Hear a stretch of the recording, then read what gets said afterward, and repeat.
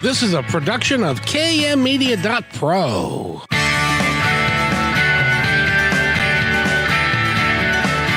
Welcome back to Positive Talk Radio. Our goal is simple: to explore evolving ideas one conversation at a time. So come on over into our world. I know you'll like it, because on today's show,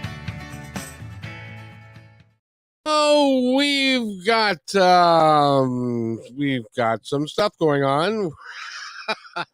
This is a live broadcast, by the way, and so you never know if everybody's going to get here on time or if they're having troubles in digital traffic and that sort of thing. But I can tell you what, my friend Nathan is here, and he's always here. So, Nathan, how are you?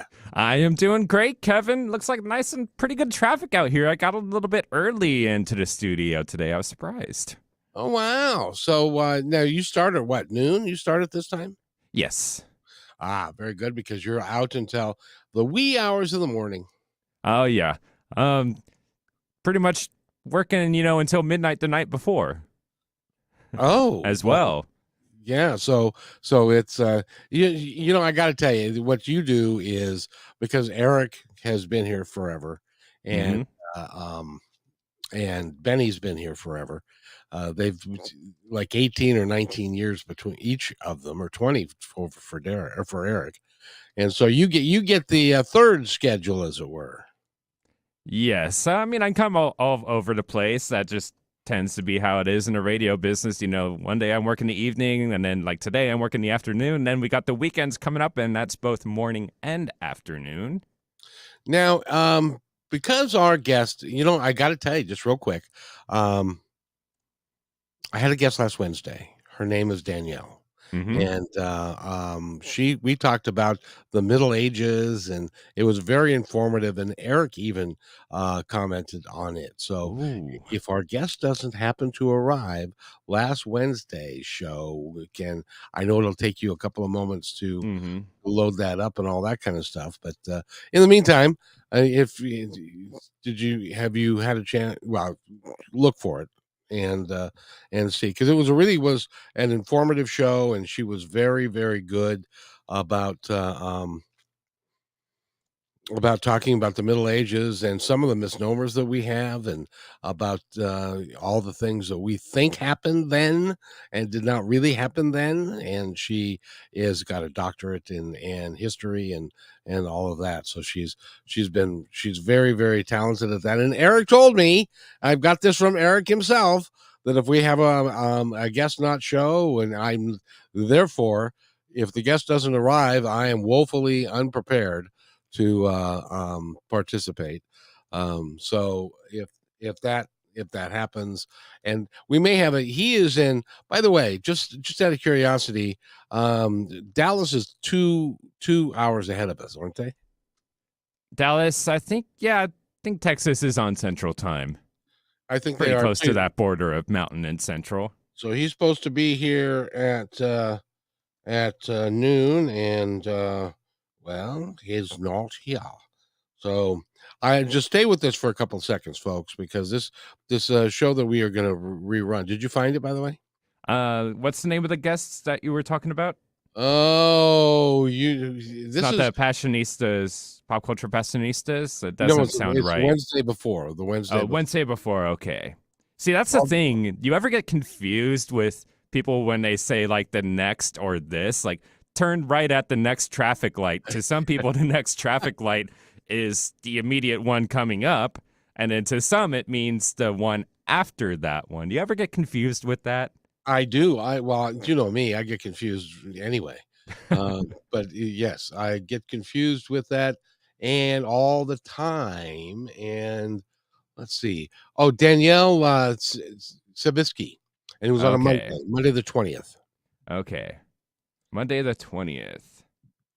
Going there.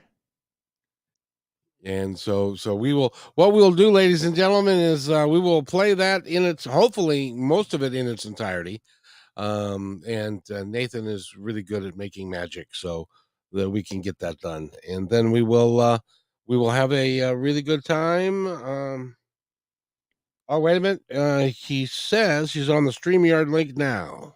Okay, he must have gotten the wrong one. So if you could do me a favor and just type his email and we can send that to the correct one, or I can shoot that off to him. And let's see. His email is now. I mean, I don't know if we want to put that public. I clicked the contact button and it didn't immediately pop up his actual email. So I think that might be something private. So actually, do you want to maybe just take our break real quick right now? Hey, there's a good idea. Why don't we take our break? Then we don't have to worry about it at the bottom of the hour and we can get started with the show. Absolutely. And all right. And just go ahead and use that private chat function on StreamYard and send that to me. And as long as we're all good, we'll be right back after a quick break here. Sounds good to me. Okay. We'll be right back, everybody, with our guest, Ahmard Vital, on Positive Talk Radio with Kevin McDonald, a motivational consultant. Hey there. I'm excited that you're listening right now, and if you like what we're doing here, you're going to love positivetalkradio.net. On positivetalkradio.net, each show, which is recorded live, is packed with positive information, with real people discussing real issues and positive solutions that can work for everyone. I hope that you'll join us on positivetalkradio.net and listen to all 340 plus shows. I think it's worth your time. But then, that's just me. That's positivetalkradio.net, your home for great progressive positive podcasts.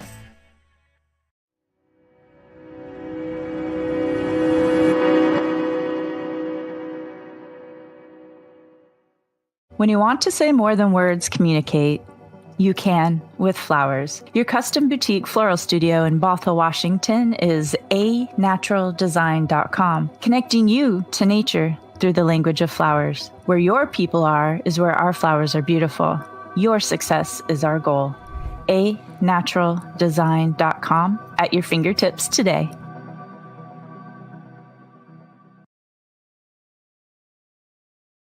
Hey, my friend. I'd really like to thank you for listening to the show today. As you may know, I started Positive Talk Radio way back in 2003. We were one of the first shows on KKNW. For 11 months, I was fortunate to be part of many lives, making a positive difference with great interviews and discussions, creating new thoughts and ideas. Sadly, for financial reasons, I had to terminate the show. Well, it took 18 years, but we're back better than ever.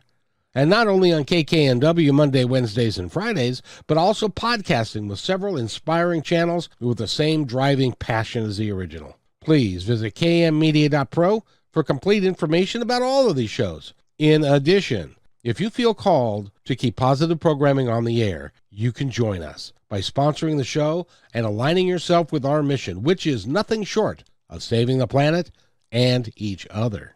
Again, that's kmmedia.pro. I'll see you there.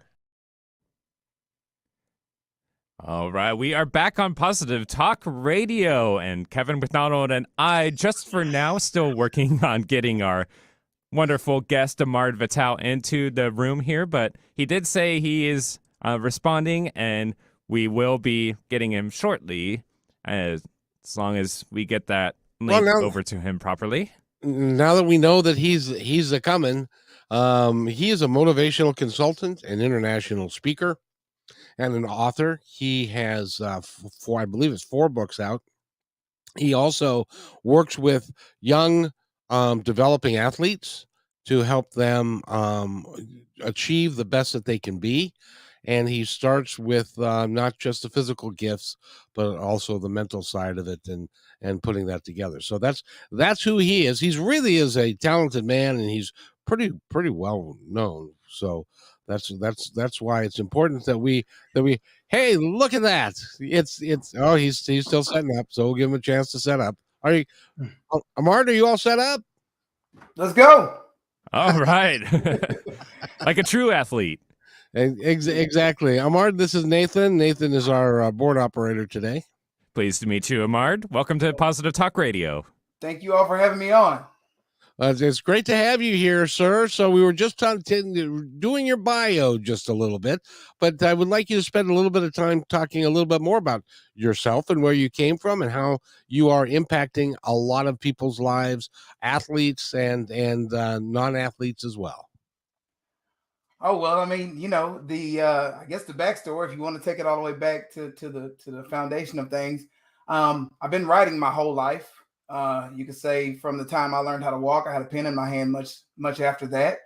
Um, been writing since the age of 10 and just moved on through that. Obviously, I went to school, majored in journalism, continued doing sports writing all through school, and obviously taking me all the way into my adult life.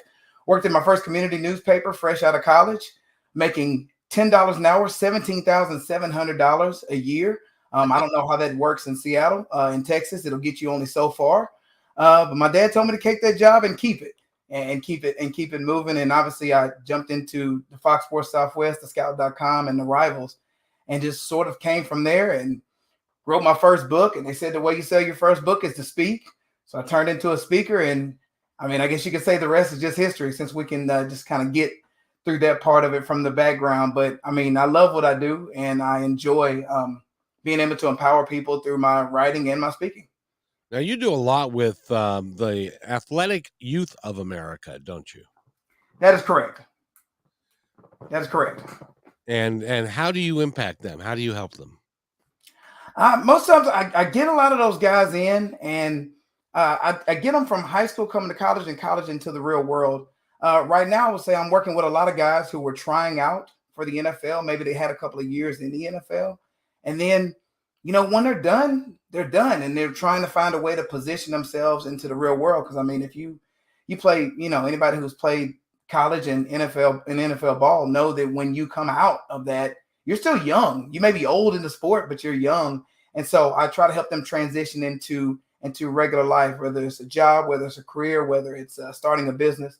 And so working with those guys has been great work. And it's good to just see those guys be able to transition from being on the gridiron to being in the game of life. Do you find that a top-notch athlete is different than the normal people wandering around? Do they think differently? What separates them? Is it just their athletic ability? You froze up for a second, Kevin. My bad. I'm sorry. You Oh, said that's all right. the top notch athletes from regular people in the world. Yeah, dude, when you are working with a top-notch athlete, obviously we as lay people who are not top-notch athletes, we look at them and we put them on a pedestal and we think, boy, they're different than us. But are they? To some degree, you can say yes. I will say this: successful people on the field are typically successful people off the field. So success does have a certain mindset to come with it. Athletes are obviously, pretty aggressive guys, try to get after it and things of that nature. But for the most part, they're not that much different when it comes to those, like I said, who were successful. Those who are successful are going to be successful regardless of what profession they go into. I can name a number of guys I've worked with who were very great on the football field and are very great in life now. So not too much different. It's just the regular people maybe don't, because a lot of them probably played ball in school as well. So they're trying to figure some things out as well. So not too much difference, but with the high end guys, they're all going to be able to do things at a higher level. Now, but I'm sure you're aware of this, that right now the NFL is doing their combine. And they're starting that, and that's where the athletes go, and they get it's kind of like a cattle call or whatever. They get to show how talented they are, how high they can jump, how fast they can run, how many times they can lift, like an ungodly amount of weight and stuff like that. Have you ever been to that? I have. I've been to most of the combines I've been to have been at the high school and the college level. I've not yet, because I never covered NFL football from my end. I've always been high end college football, but I have been to combines before where they test you in running, they test you in the vertical, test you how many times you can do 225. At some of the lower levels, they may go at 185, but 225 is the standard. And so, yeah, it's an awesome exhibition. They go through some cone drills, and really coaches just want to see how you move outside of pads, and just look at a lot of different things. Just going to see if they're going to roll the dice and take a chance on you and pay you millions to make their football team better. And so that becomes a full-time job, just getting in shape and staying in shape so that you can have a shot at those millions. Oh yes, and agents pay a lot of money to get guys they want to represent ready for those combines because they, they're going through the same thing they're going to do at the combine, but they need to build up to be able to do that. Most of these guys are pretty familiar with it, but they know that this is the one shot to be able to show some things because the combine is an opportunity for you to be able to show where there's a vast number of different athletes from all over the country. And then, of course, you have your pro day later, which a lot of guys sometimes opt out and go to just the pro day or just the combine, or some of them do a combination of both. Now, I got to ask you because we are in Seattle, where this show is originating from. And of course, as you know, we have got a football team here called the Seattle Seahawks, and they have a coach. His name is Pete Carroll. And I was reading an article today that one of the questions that he asks because what they do is they go to the combine and then they target the different athletes that they want to maybe bring in that they think they have a shot at because of the draft and stuff, because we've got we're in the top 5 as far as the draft goes this year, so we've got a real good shot at some really top-notch players. And then they start talking about the mental side of it, and one of the questions he asks every one of them is, what other sports did you play and how were you in those other sports? Do you think that's a relevant question to be asking? Not that I would doubt Mr. Carroll. He's like God around here, but do you think that's a good question? And do you think it's good for athletes to diversify and to do different things like baseball in the spring and football in the fall and basketball maybe, or wrestling or something like that in the winter? Absolutely, I'm all for multi-sport athletes. You can learn a lot from those guys. I can tell you right now, coming off of the back end when I was working for Fox Sports Southwest and Scout.com and Rivals, I can tell you right now, it had gotten to a point where if you're a skilled player in football and you did not run track in the spring, that said something. A lot of the college coaches wanted to see the skill players, the defensive backs, the receivers, the running backs, those guys running track. Which I understand that because obviously that's a big part of what you're doing is running, and you want to get your speed up. So that is a very relevant question. Allows you to see kind of what your skill set is. I know a lot of times when it comes to baseball, a lot of those guys are specialty kind of guys. Not to say they don't play 2 sports, but baseball usually is the foremost sport, especially now with as much attention as being paid to baseball. But absolutely, multi-sport athletes, coaches want to know that. They want to know that you're part of multiple teams and to see what the type of skills you have that can correlate over to other sports. Because obviously, being good on the basketball court can help in football and vice versa. And of course, track helps with speed with all of those sports. So I think that's a very important question. And I think that it says a lot about what type of athlete you're going to trying to bring onto your football team. The other thing, well, first of all, take note, everybody. This is a gentleman who knows what he's talking about. So if you've got a young athlete and they're saying, I'm a really good football player, I don't want to do anything else, I want to just goof off in the wintertime and goof off in the spring, get them involved in the other sports so that they can broaden their experience. And they might not be able to hit a curveball in the spring, but at least they're going to give it a shot, because that's important in their overall development mentally as well as physically, I would guess. Don't you agree? Absolutely. And I will say that baseball is one of those sports to where if you do something solo, it is baseball. Because sort of like soccer, you play year round. It's like there's Yeah. there's kind of no off season. So, and baseball is a very skill driven sport, right? It's a very skill driven sport. And what I mean, like I always use the example. You could take a basketball player who's been playing basketball his whole life, grab him in his sophomore, junior year, and put him on the football field, and he can be probably pretty good. Like if he's an athlete, he can be pretty good. You cannot wait till sophomore year and go grab a guy from a football field and say, hey, let's go try you out with baseball, and think that that's going to work out in the same way. And I'm not saying he couldn't do it, but the baseball skills are one that are they're very niche. Being able to field a ball. I mean, I've been an athlete my whole life. I've been to batting cages before, and I've embarrassed myself. Right? Like it's just not there. It's a skill that's usually built over time. I say that about baseball. I'd probably say that a little bit about soccer, tennis, those sports where it's very technical. You need to know the moves, you need to know the strokes and things of that nature. And so those will be the only sports where I would say you probably can go singular with those. But the other sports, yeah, try out a bunch of things. You know, if you have a young kid, try him out on a lot of things and see where he sticks. You might find out he's better in one sport than another. My father thought I was better at basketball. I disagreed with him. I played college football, but you know, it's one of those things where you want to do as many sports as possible, and you want to keep them busy because you don't want idle minds running around in your house. Say that again. Idle minds. What's that mean? You don't want idle minds running around in your house. You want them to be busy doing things. Right? Oh, You don't want them having a lot of free time. Have you ever seen a teenager with free time? It's not ideal. They need to be doing something. And so if they're part of sports, they're going to learn responsibility, they're going to learn discipline, they're going to learn teamwork. And after all of that, they're going to be tired when they come home. So when you fix them some food, they'll be ready to go to bed once all of that is over. It's a perfect mix for you. So idle minds, as Nathan is reminding me, is kind of what that means. So idle minds can cause trouble in the household, and especially if they end up on the corner with a bunch of other idle-minded kids that are not doing anything, that could end up being a bad place. That is correct. You have too much free time to think, then yes, some bad things that can go wrong.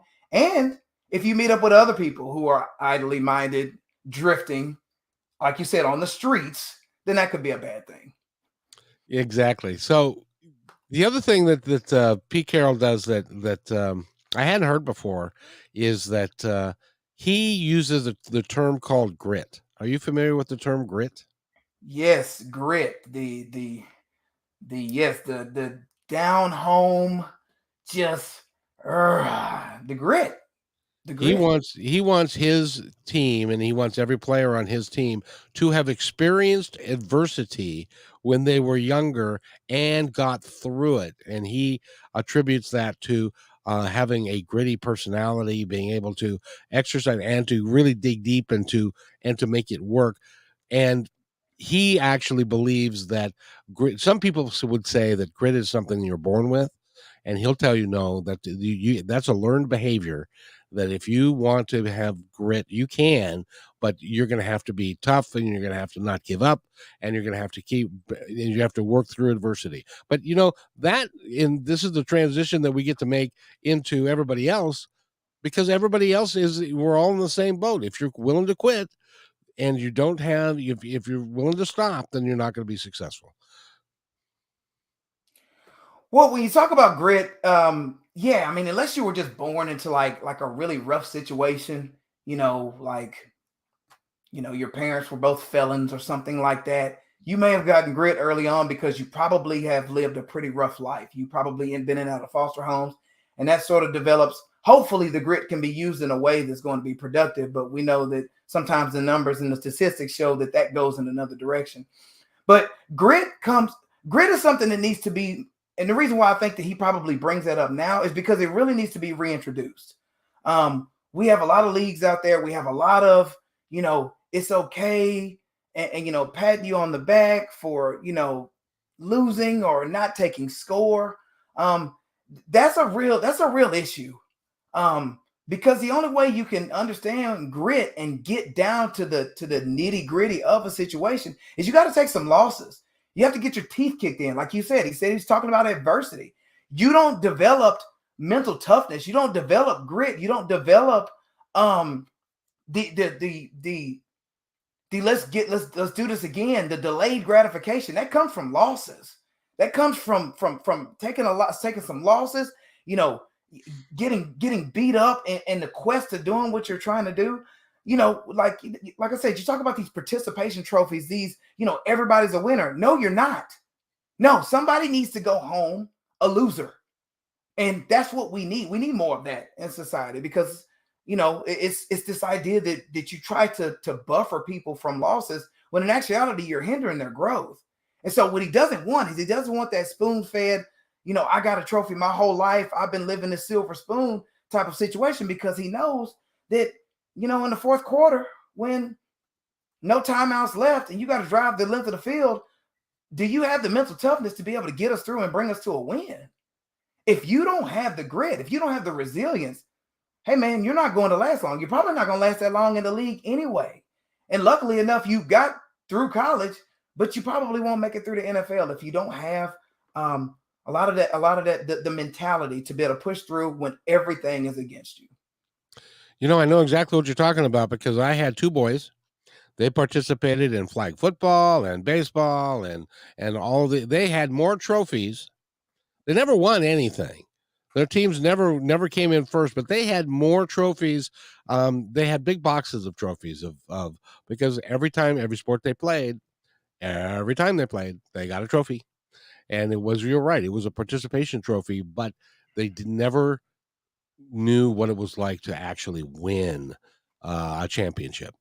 And I think a lot of kids, I think you're right. I think that we need to rethink that because that happened kind of in my lifetime. It has changed because when I was a kid and I played high school football, they would do drills like they took the stand up dummies that they block into.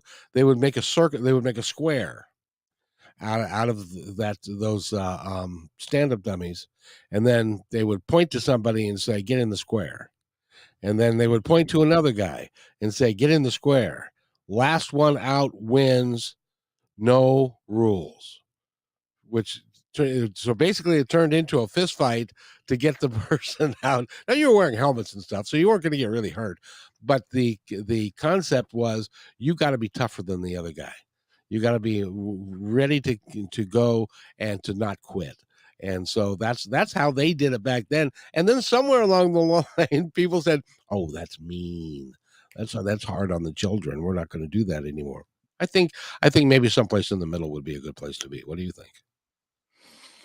You're absolutely correct, and I'm big on the idea that if your kids are involved with something that doesn't have a clear winner and a loser, pull them out immediately. I want the clear winner and the loser. Because I always jokingly say my father put me in track early on. I think I was like 10 years old, and I did pretty well in track. I was getting some wins, but there were some times when maybe it just wasn't my day. And I remember crossing the line 5th place.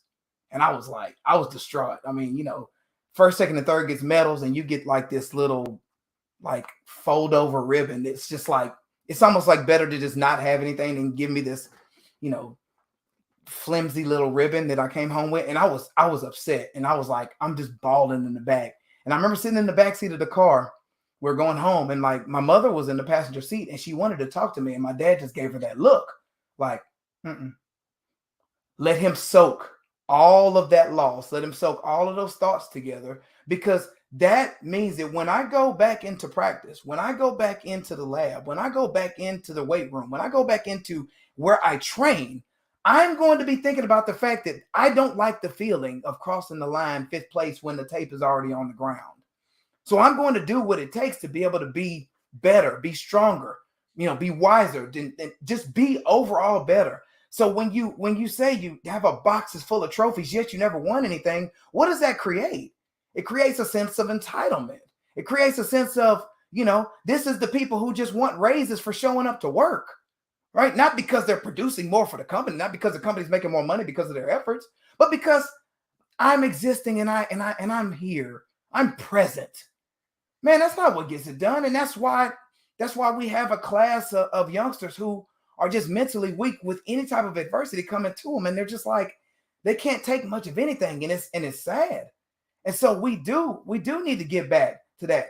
I know we hear the toxic label, and, I may ruffle some feathers with this one, but you know what? Give me the toxic guy, right? Give me the toxic guy. We can tone down toxicity, but the entitled, I deserve something because I showed up here. My parents paid for me to get into this. Give me the toxic guy, and we'll take it down a notch or two. But that person over there has a mindset to where you have to build like a whole lot up to get a work ethic to a point where they know that it's going to take some grinding out to be able to get to where they need to be. And it creates like this lethargic, low self-esteem attitude. And those are tough to work with in sports, man, and even in life and in anything. They are in life. By the way, a wise man has a quote that I want to put up here, and that is idle minds bring about thoughts and actions that lead to destruction. That guy's pretty smart. That guy's you, by the way. Who said that? Well, I think my transcript and many of my professors would think otherwise. I've just always been somewhat more of a hustler type. And Kevin, I will say I am smart because I look for all of the smartest people and I have meetings with them. And I want to surround myself with a lot of smart people. I'm not saying that I'm just like, some guy who can't get anything done. I mean, I was a proud C+ student, because I came up during a time when being a dumb jock was a badge of honor. So I blame it on society. I will take no responsibility for that because that was the culture I came up in. No, Right. but really, I do enjoy being able to keep smart people around me so that I can keep everything together. Just like you have a good team around you. Well, I'll tell you, the fact of the matter is that you have got to, if you're the smartest guy in the room, you're doing something wrong, because you need people that are smarter than you to help you build your company, build your corporation, build your lifestyle, whatever it is, because you can't, if you're the smartest guy in the room and everybody just sits there and nods, oh, look how smart he is. Look at what he's so smart. He did. You're going to fail. It's not going to work for you. You need the best people around you.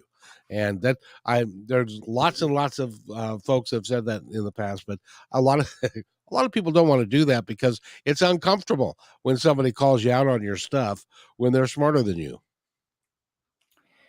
Yeah, and then one day you just realize that, like, to be successful, you need that. So why don't you just swallow it, and just be like, And once you do it enough, I think you sort of get over it. Like you said, if you're the smartest guy in the room, there's a problem, and and I think that goes back to one of the things that I notated recently was like, get the yes people out of your life. Get all the yes people. Get all of the, man, Kevin's the best.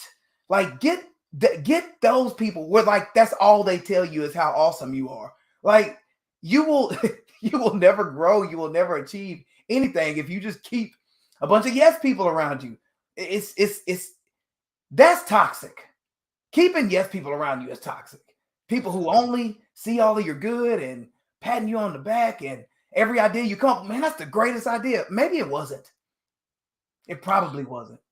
But yet they tell you that every single time. And it's really, it can really stunt your growth. Just like giving kids trophies for, getting beat up and losing 49-0 is a bad idea as well.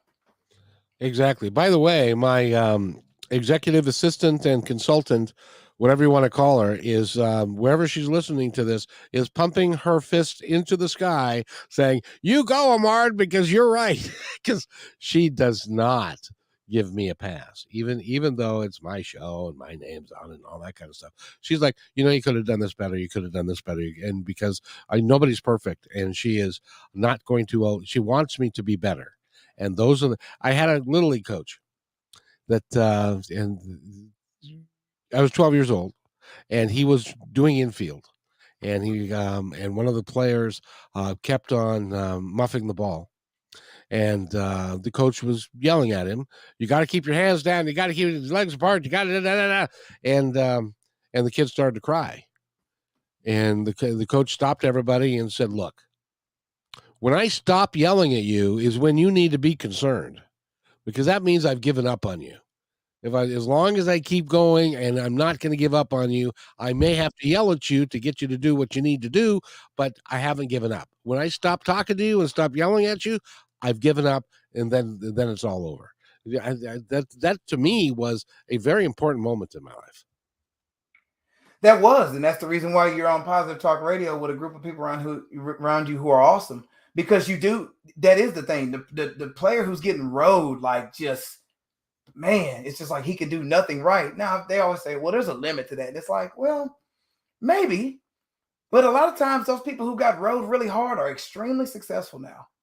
It's amazing how that works. And remember, like, it's kind of like the strict parents versus the do what you want. I guess by today's terms, the kids will say the YOLO parents.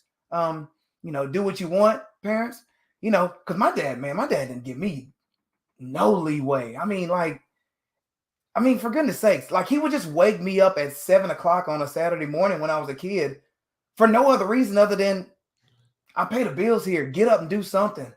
But what? It doesn't matter. I used to always jokingly say my dad would wake me up at like 7 o'clock in the morning and say, "Hey, get up, meet me in the garage."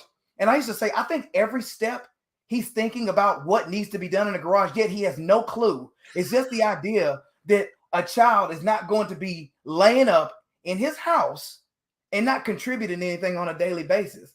And it drove me nuts at the time, but like now I get it, and now I'm going to turn into that guy. I'm turning into that guy with my teenagers now. I'm just like, what are you doing? You're sitting over there doing nothing. I'm just kind of hanging out. You know what? Walk with me. And I'm like looking for like a trash bag. I'm looking for some cans to be picked up. I'm looking for something. I'm like, I've turned into my father. But I understand where that comes from. Like we need to, once again, we're back to the idle minds. Do you want them just sitting over there just doing nothing, hanging out, playing video games? Or do you want them being productive? Because we have enough of lack of productivity. You can see now. We're not going to get too political, but there's when unearned money gets pumped into the economy, there's a trade-off to that, and we're dealing with it right now for the fact that one egg costs $12. Okay, that's what happens. So when you don't have enough productivity, this is what you create. And so, yes, I like the fact that your coach wrote you, and I like the fact that your executive assistant is holding you accountable as well. So shout out to her. Beautiful. Tell her she can fist pump one more time. I got her on my side. We'll chat later. Yeah, exactly. Well, and by the way, I was looking at your website and I was looking at some of your videos, and you are a motivational speaker, and you talk to teenage boys and you talk to kids, and you were doing a talk, and those kids were like quiet, silent. They were wrapped in what you were saying. They were listening to what you were saying. They didn't dare speak. They didn't. They were. It was really was. They were really paying attention because they valued what you were saying because they knew that what you were saying was the truth. Yeah, and I try to, Kevin, when I come onto the scene before I take the stage, I try to identify some young men. For one, I try to look for the leaders, look for guys who get after it, and leaders of men. But I also look for the guy who seems like he is not quite sure he's there, why he's there. He's sort of drifting off, and it's just like, and you start asking him a few questions. Where'd he come from? How did we get here? And things of that nature. So I try to connect with them, and then I not so much introduce them during the talk, but I make a point to say, when I talked to Billy said one of his goals is this. And what may end up happening is the rest of the team may not know Billy's goals because Billy hasn't felt confident enough to be able to share that. But by me calling Billy and empowering Billy on the site, then we can work with something. For years, I used to have a thing called Fight Like RJ. I did a talk probably, not too long after I wrote Awaken the Baller Within. And I remember giving one of the coaches came up to me and said, they were on a 19-game losing streak. I think they were probably 2-40 something. Oh my. Yeah, it was bad. And so he was like, man, I don't know what to do. And I said, well, coach, I got a new book out, and, it really does get to the heart of what athletes need. And so he bought 10 copies of the book.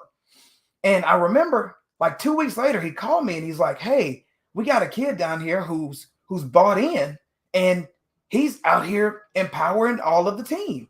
And I was like, hey, you know what? For that, I'm going to drive down there and I'm going to give your guys a chalk talk. This was off season. It's 8 o'clock in the morning before practice. And I'm walking into a room. There's not a single D1 player in the room. There's not a single D2 player in the room. It's 27 guys, small country Texas town. And I remember coach pulling me aside and was like, here's the guy who bought into the message of your book. He was 5'6", 145 pounds, and he was a running back. And I was like, this guy is the one? He's like, yeah, he's rallying the troops. And so I remember that as a great example. So you got all these guys in the room, and I say, somebody bring me RJ. Where is RJ? And I brought RJ down, and I was just like, RJ is you all's leader.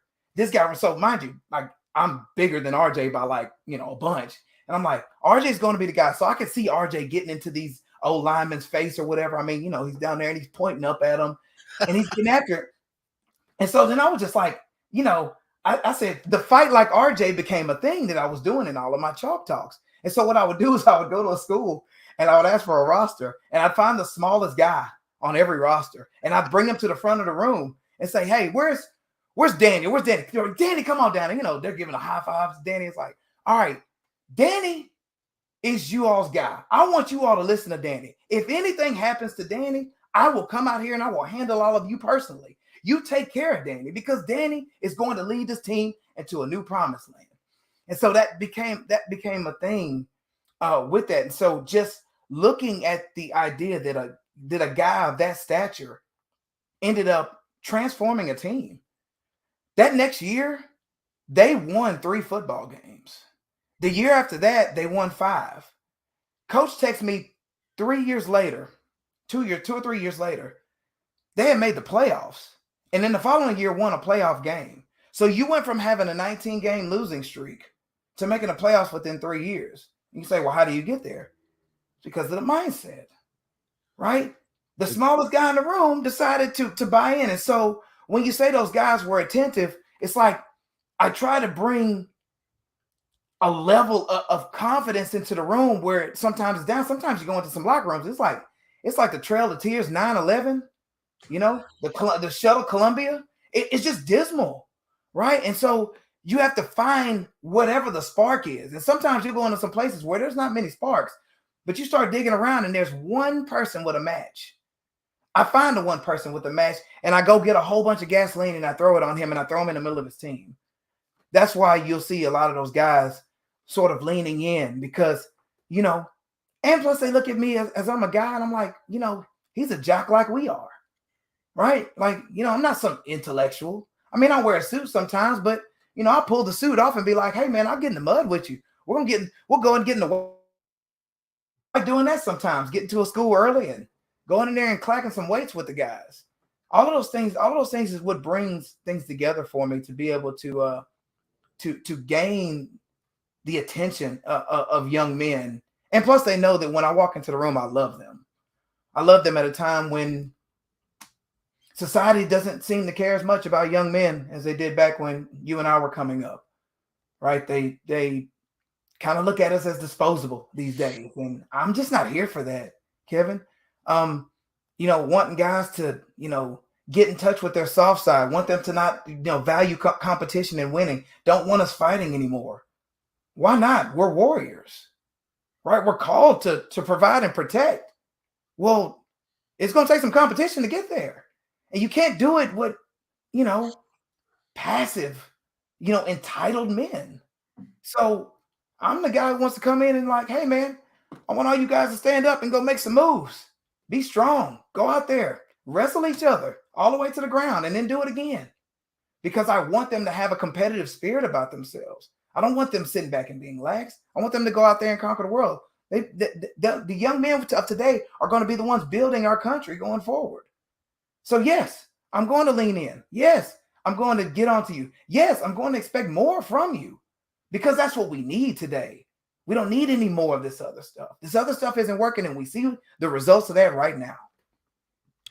It's developing the right culture, isn't it? Within a locker room, within a team, if you have got the wrong culture there and it's okay to lose, you will lose. If it's not okay to lose and you lose, you're going to be irritated and you're going to be quite angry that you lose. And you're going to take steps to fix it. So you're right. It's the culture, and part of it's the culture of where we are right now. We're not expecting things the way that we should, I don't think, and as far as performance goes and stuff. And I really like the way that you approach young people, because you are kind, you're loving, but you also have an expectation that they need to do things in the right way. Yes, I hold my young men very accountable. If any of them are listening to this from the great state of Texas, on the north side of Houston, they know that I'll walk by them and give them that look, and they know exactly what that look is. Um, it's a look to where, you're a parent. You know the difference between being mad and being disappointed. That's Yes. two totally different things. Mad, get over it. Disappointed, you hurt the soul of your parents, right? And so I do have high expectations for them because I don't want them lame. I don't want them weak. I want them, strong family, citizens of this country. I want them to build stuff. I want them to build families. I want them to build communities. I want them to build sports teams. I want them to raise strong, more young men and women. Like that's what I want. So yes, I'm going to be hard at them. Sometimes, it's funny. They'll give me that look like time, and they'll look at me like I know they're mad at me, and it's like I don't care. I don't care if you're upset with me. That doesn't bother me because there's nothing greater than somebody saying, "Oh, I'll show you." Please do. By all means, go for it. Go show me. Show me what that is. Yeah, you don't understand. I got, and they're like grimacing at, I went out there and I got it done. I'm like, mission accomplished. And You know, it, and no, when that, go ahead. I was just going to say, and when that happens, when a child is in a situation that you are as a parent are disappointed in them, be it grades, be it they don't show up on time when they're supposed to be home and they don't get here or whatever, when they achieve what you're asking them to achieve, and even if they are angry at you in the process, they accomplish something and they can hold their head high, a lot higher than it would have been had they not been able to accomplish it. And isn't that how we go through life? Is that we fail and then we succeed, and then we fail and then we fail and then we fail and then we succeed, and we're working. If you keep going and keep going, then you will not fail. But you have to have that mindset, and that comes from your upbringing, from people that are around you. And that's why I personally think sports is very important for everybody to play, especially team sports, because it's you are responsible. It's like football. You're one of 11. If you don't do your job, nobody else gets to do their job either, and you're going to fail as a team.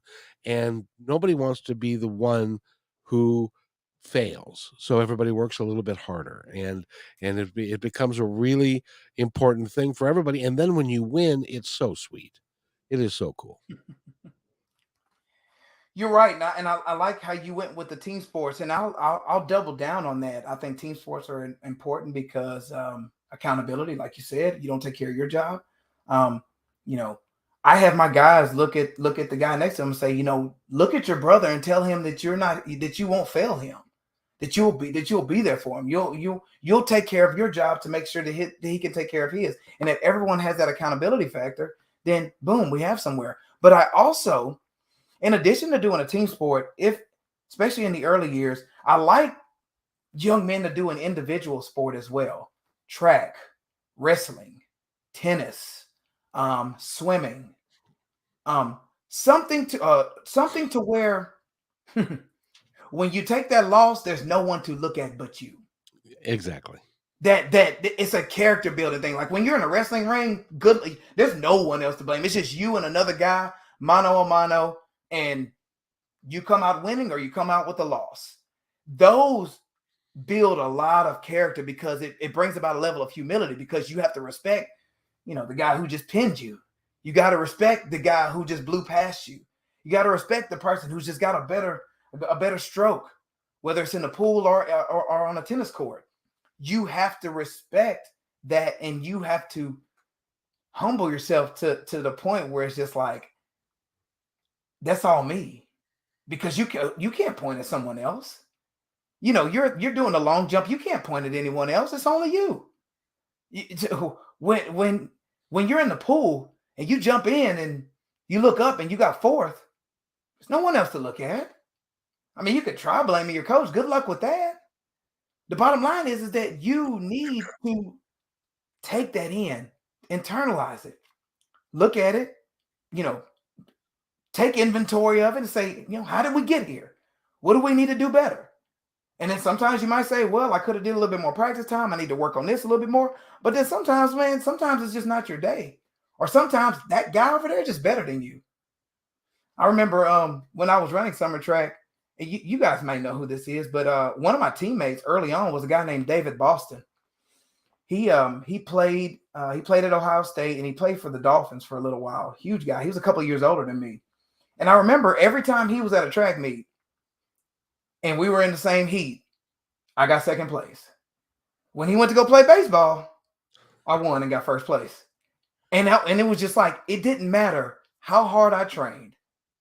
That guy was just bigger, stronger, and faster than me. Like my whole life. And sometimes that's what it is. I'm not saying and it was only in a particular race, but that particular race, he beat me every time. But you learn to live with that, and you learn to know, like, what pushing yourself to your max, what that looks like. See, where things are going on now, and you caught some of that with your sons, it's like, if we reward mediocrity, like, we are done. We're done as a society. We're done as a country. We're done as everything. Because when greatness is not the standard, someone else is going to fill that void. Something else is going to fill that void. We cannot sit back and just be like, it's okay to be mediocre. Now, if you're just not that good at something, that's fine.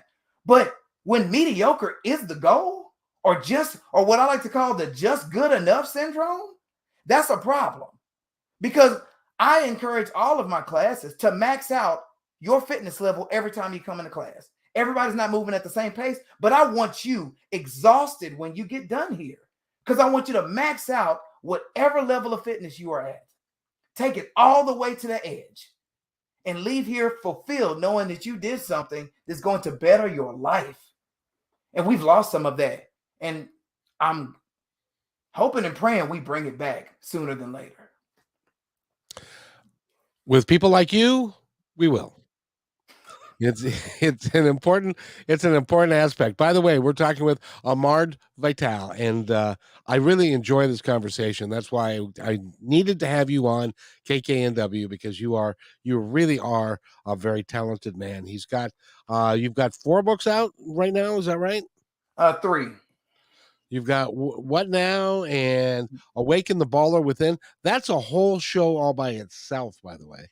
And also the book, I Am More Than Enough: 3 Ways to Overcome Fear of your Own Reflection. That's another show, because we can talk about those things, because what all you're trying to help people to understand is they can do anything that they choose to do, and as long as they work hard enough to be able to do it. And we have the law of attraction and stuff, and energetic things, and which are fine, but you can, if you don't work your hardest to get what you want to get done, it's not going to happen.